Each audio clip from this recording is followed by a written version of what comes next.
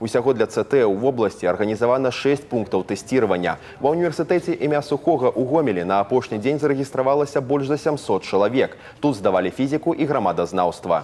Сегодня, может быть, не сильно напряженный день кажется по количеству, но тем не менее очень длительный, потому что физику пишут 3,5 часа. Медицинская помощь в каждом корпусе, чтобы это было поближе, и здесь, и там. И вода в обязательном порядке должна быть в аудитории. Калькуляторы запасные тоже у нас имеются. Першыя абітурыенты прыбываюць за некалькі гадзін да пачатку ЦТ. Моладзь шукае імёны ў спісках, праходзіць праверку дакументаў і паступова запаўняе аўдыторыі. Падтрымаць выхаванцаў прыходзяць родныя і сябры. Сдает сегодня дочь физику. Желаю, естественно, собраться с мыслями и выдать все, к чему они готовились целых 2 года. Также желаю удачи всем остальным выпускникам, чтобы у всех все прошло легко и успешно. Желаю сестре удачи и чтобы все было хорошо.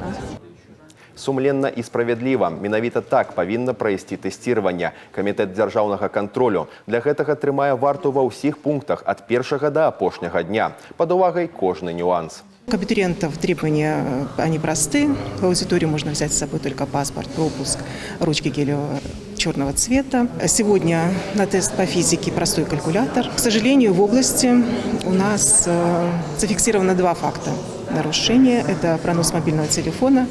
Значит, отстранены от тестирования дети и уже не смогут в этом году воспользоваться такой возможностью поступить в вузы. Сертыфікаты можна будзе атрымаць пасля 1 ліпеня. Пры сабе неабходна мець пашпарт, дакумент аб адукацыі, а таксама пропуск па вучэбным прадмеце з адзнакай тэсціравання прайшоў.